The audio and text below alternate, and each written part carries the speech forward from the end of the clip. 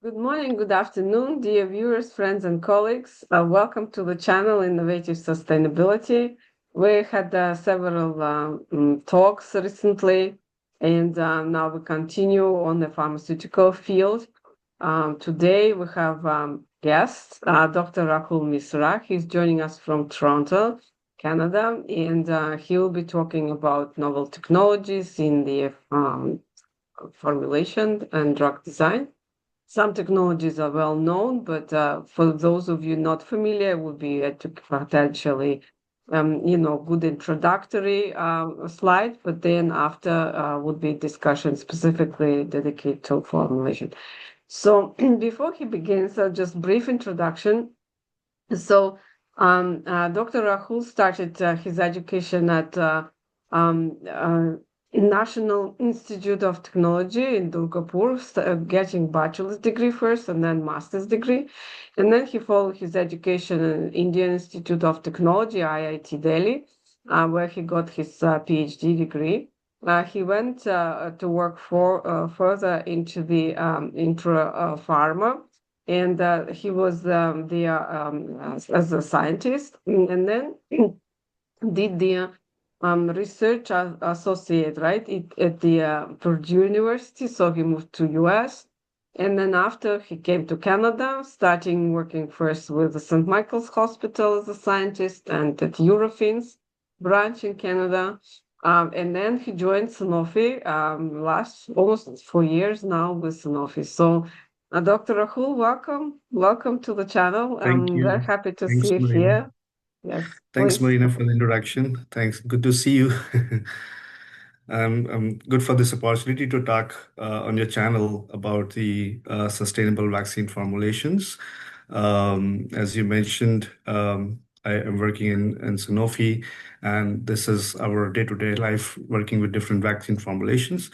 So I have a brief slide deck. I'll be talking about different technologies which are normally used as a standard techniques in industry and academics.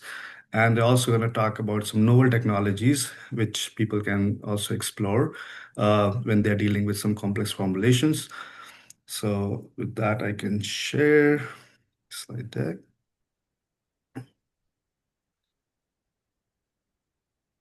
Okay.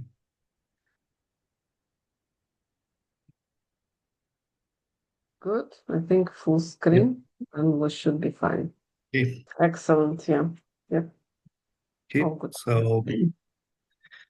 So we know like there are different phases of sustainable vaccine formulations. When we talk about vaccine formulations, it's not just about development of vaccine formulation, but also their transport and their delivery. So the sustainability aspects come into all three phases of the vaccine formulations.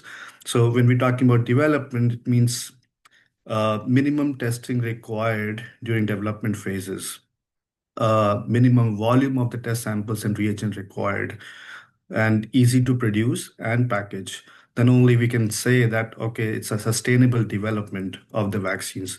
When we talk about sustainable transport, is it easy to transport?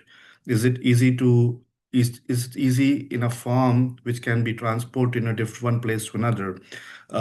Is the shelf life longer for that formulation? And how are we delivering it? Is it easy to administer in patients?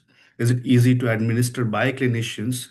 And do we need any specific training to be given to the clinicians to administer those formulations in patients? And in all this process, are we generating how much of biomedical waste are we generating? So all these aspects, when we think about that, makes a formulation development a sustainable process, right? So I'll be talking each of these phases one by one. So let's go for the development phase first. So, sorry. Uh, so when we talk about developing sustainable formulation, one of the first aspect comes in our mind is the stability. Is our formulation stable? And by stability, we look into two aspects of the stability: is the conformational stability and colloidal stability. Conformational stability means your formulation holds the structure, whatever structure it has present, Is it stable in the formulation? It's not falling apart. So structural changes due to the unfolding or denaturation of subunits, if you're talking about the protein based formulations. And the colloidal stability is the ability to stay suspended in the formulation. It's not aggregating. It's not. It should stay as it is in that formulation. It's not start interacting with each other. So when we talk about conformational stability, as I mentioned, there's a change. It could be a changes in the secondary structure, and I'm here considering formulation as a protein formulation. So just to give a heads up. So we're talking about does there any changes in the secondary structure, or there's some changes happened at the tertiary structure level, right? So, and there are different techniques to measure these changes, to evaluate these changes, such as circular dichroism spectroscopy for secondary structure changes, DSC, which is differential scanning calorimetry, or differential scanning fluorimetry for tertiary structural changes. So example, when we have developed a formulation and then we are transporting from one place to another place, and if there any thermal excursion happen, how will be knowing that there's some changes happened in my at the structural level in the formulation, right? So these techniques are very useful to tell you that at what temperature your formulation can have some structural changes. When we talk about the colloidal stability or the stability in terms of a particle or a vaccine candidate to stay in the formulation in its form, uh, there can be chances that there is some aggregation happening. And how we will able to get to know that if there is any aggregation is occurring. And when we talk about aggregation, there can be two different kinds. There can be small size aggregates are forming. There can be large size aggregates are forming.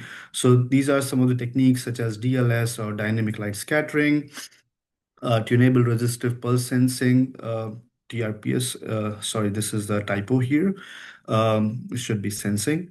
Size exclusion chromatography, multi-angle light scattering based technology. Most of these technologies are light scattering based, but and these are very conventional approaches used in industry and academics to study these aggregates. But this is one thing I want to highlight is this new technology called TRPS is not light scattering based, but it's based on the electrical resistance. So I'll be talking about this later in my slides. And studying the large size aggregates could be microflow imaging, laser diffraction, and again, this TRPS comes into picture here, size exclusion chromatography and multi-angle light scattering technique. So these techniques are very powerful, which tells you how to make a sustainable vaccine formulation, how to make your formulation stable in a solution, how to prevent any structural changes happening in the formulation. And these are the tools to support the development of vaccine formulations. I will be touching a little bit about all of some of these techniques in my further slides. So coming first to the particle sizing, why particle sizing is so important in terms of vaccine formulations development. So as we know that size of biomolecule is an important physical characteristic that provides useful information about the conformation, the aggregation state, colloidal stability, and denaturation. And each of these characteristics controls the functionality of biomolecules. Um, so, and again, depending on the size of the type of the analyte, we can use different techniques. As I mentioned in my previous slides, it could be light scattering based, it could be light diffraction based, or it could be electrical sensing. So, for example, if your particles are bigger than 1 micron size, the appropriate technique to be used would be light diffraction based. If your particles are nanometer in size, the appropriate techniques could be light scattering based, right? So, and these change in the particle size or aggregate formation can be affected by different parameters during the development process, such as the process parameters. So if there are changes in the pH, if there's a changes in the temperature, that may it may affect your change in the size of the particles. If we are changing the matrix buffer, if we are changing the ionic strength of the buffer in which your vaccine candidates are present, that can also affect the stability of the molecules, or how are we storing these, what temperature are we storing it, what container are we storing it. So all these overall affects the stability of vaccine formulation. And on this right hand side, I got this a beautiful picture from this paper by Singh et al., influence from Journal of Pharmaceutical Sciences, and they have provided this. This is I call this as a decision tree that you can use, or any user can use, refer this to see what techniques they can use depending on what kind of particles they are dealing with. So if it's monomer aggregates, they can use ensemble techniques such as DLS, small angle X-ray scattering. If the particles are subvisible in range, laser diffraction technique can be used, light obstruction based techniques can be used. And if you're dealing with visible particles, then of course the imaging will come into the picture. And some of these part techniques which you see in a dark gray region in the bottom are very new technologies where what people can be used to deal with complex formulations such as nanoparticle tracking analysis, TRPS. And if you see, it covers the very broad range. It covers from monomers to subvisible particles such as TRPS. See, the range is all the way from 20 nanometer to microns in size. It's a very powerful technique. Good that you So showed this diagram because I've seen yeah, previous versions of it in different presentations, but they never spoke about these new techniques that you mentioned. So it's good to have, yeah. fresh updates. Exactly. I mean, I feel this is like it's like a handout for people that they can always go and refer to. Of course, this is not at the scale, but it still gives you some idea that which technique, because there's so many techniques available, but for a user, sometimes it's difficult to decide which one to start with. Okay, so that's very helpful, which gives you like a base to refer. That's a good place, exactly. You need to start with something and then, Exactly, yeah. which is good. Mhm. So coming to the basics a little bit. So as I mentioned, our sizing, particle sizing techniques can be divided into two categories: light scattering and light diffraction. So what is light? What are the differences between those? Light scattering is, as I mentioned in my title, it's the technique when you're dealing with a particle of the size 1 to 1000 nanometer, or anything below a micron. And again, light scattering technique can also be divided into two parts, such as static light scattering and dynamic light scattering. So static light scattering, MALS, that is multi-angle light scattering. People who are working in this field of particle sizing, they know about MALS. It's a very common detection used for measuring the molecular weight of the particles. And this can be used for the particles roughly between 1 to 10 to the 6 kilodalton, and the hydrodynamic radius between 10 to 500 nanometer. And the way this technique work is, imagine you have a laser light, you have a particle, and they are, as a name suggests, multi-angle light scattering. So there are different detectors sitting around it. And as the particle is exposed to this laser light, it starts scattering light in different directions. And a detector sitting at angle theta will uh, capture this scattered light. And based on this equation, which is intensity of scattered light is proportional to molecular mass, and DNDC is the change in diffractive index with respect to concentration, it calculates the molar mass. Now, this is at this angle theta, and they're all different detectors are detecting this scattered light. And based on the scattered light at each different angles, it overall calculates the size of the molar mass. So, for example, something like BSA, which is completely like globular in shape, the scattered light intensity will be equal in all direction. So BSA is used as a reference to calculate the size of the unknown molar mass of the species. Most of the time, this MOLS is connected with the SEC, so where you separate the particles through the SEC column. And as the separated particles are coming out from the SEC column, they've been exposed to laser beam, and then the detector sitting around will gonna measure the scattered light, and they will gonna calculate the molar mass based on this. equation here. This is how a typical chromatogram from moles look like. So this peak, this lines around here shows the this polydispersity in this region. So if it's a flat line, this means that the distribution of the particle in this region is more or less monodisperse.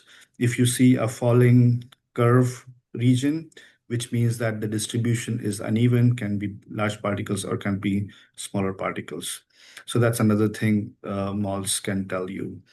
Now coming to the DLS, which is dynamic light scattering, it can be used between 1 to 1000 nanometer and something similar principle, but here we have one detector instead of 18 multiple detectors here. And a particle is, imagine a particle sitting in a beaker or in a cuvette, and the particles are moving with the zigzag motion, the Brownian motion, and they as they expose to the laser light, they scatter the light. And this detector sitting at an angle is detecting the time-based fluctuation. So over the time, whatever fluctuations in the scattered light intensity is being captured by this detector. And based on Stokes-Einstein equation, it calculates the hydrodynamic radius. So there's no measurement, indirect measurement, just directly calculates the hydrodynamic radius as compared to moles where we calculate the molar mass. So if I go to the next slide, it has this schematic I found from the application note of Malvern Analytical, and this explains better how what's happening inside the systems. Example, this is your cuvette, and you have particles in motion. And as I'm exposing these particles to this laser light, they are scattering the light in this angle theta. And here this detector sitting is calculating the hydrodynamic size. This sounds pretty interesting, and it's a very common technique in particles in the field of particle sizing. But this comes with a challenge, two challenges actually. It works really well when your system is monodisperse.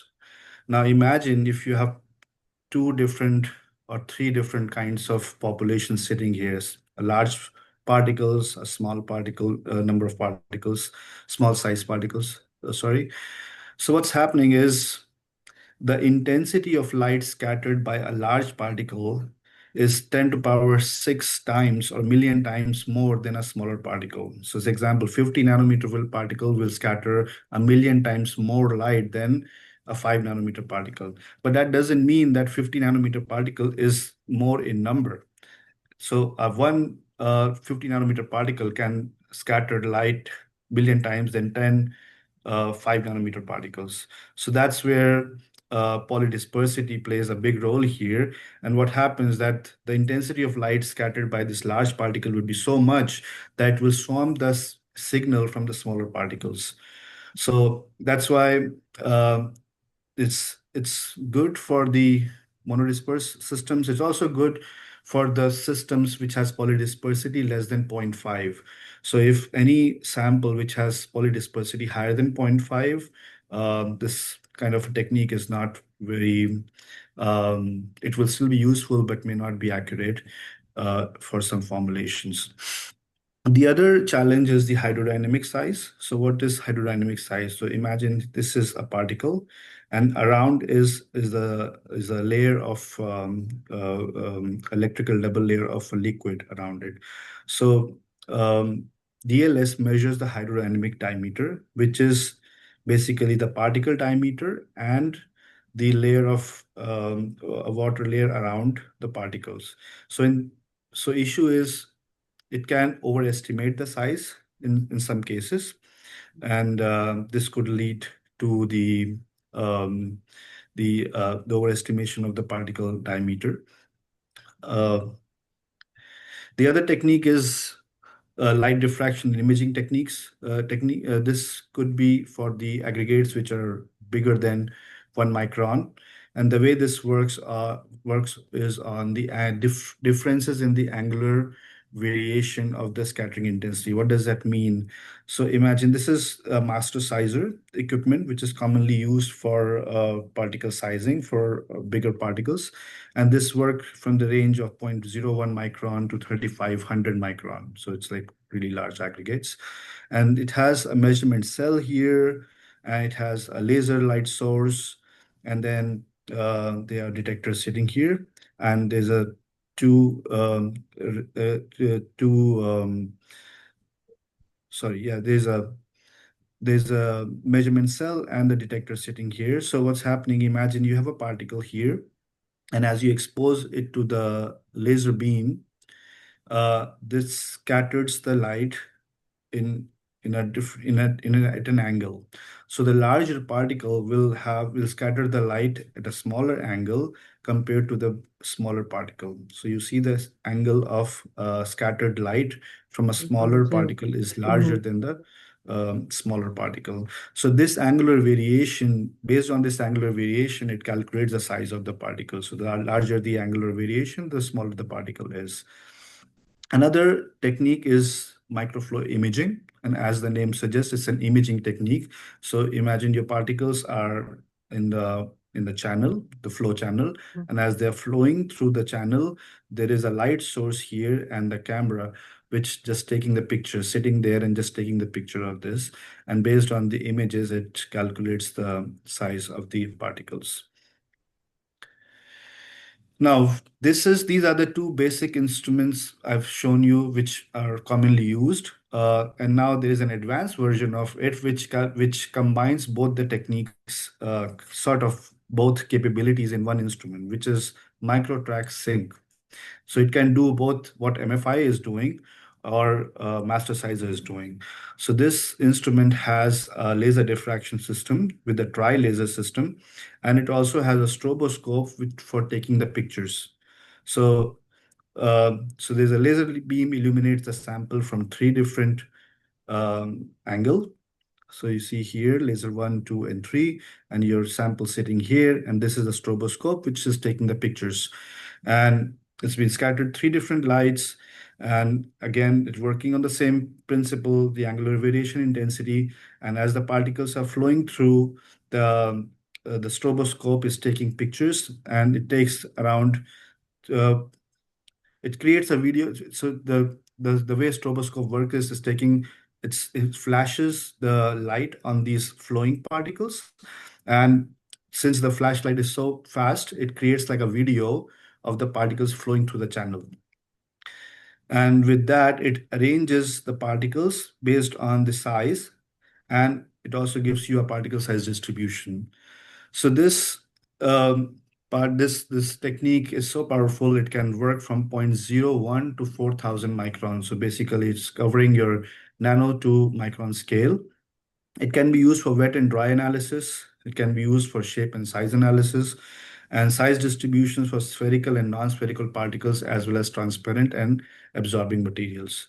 So it has a pretty high resolution, and it can be used to study 30 morphological parameters. So this would be very interesting for your viewers to explore this technology if they are unable to resolve some formulations through master sizer and MFI. Yeah, Marina. I have just a comment, yes. So I think would be good to mention that maybe first of all, this covers both techniques, and maybe Yeah. I guess each user would define what works for them, meaning getting better resolution, or if they're more interested with the counting, then they can decide whether to use microtrack sync or combine MFI and master size, for example, laser diffraction. Yes, and also I think you mentioned this new technique, TRPS, right? Yeah, That I'll be is talking about that in the later slides. exactly, yes. So that's basically resonates with this electrical sensing zone that maybe some Yes. people are very familiar, which is famous to counter, started to count blood cells, but switched to particles. Why I'm basically also in kind of intruded, I'm just vigilant about timing. And I think we won't be able to cover in this video the other slides because we're running out Okay. of time. So Okay. if it's okay for you to stop here and we can reconvene in Yeah. the second video. Is Sure. that okay? Yeah. Yeah. Yeah, absolutely. Wonderful. Yeah. Wonderful. Thank you so much. So dear viewers, don't go too far. We'll be recording second video, so you'll be seeing it very shortly. Okay? Bye for now. I'll see you soon. Yeah.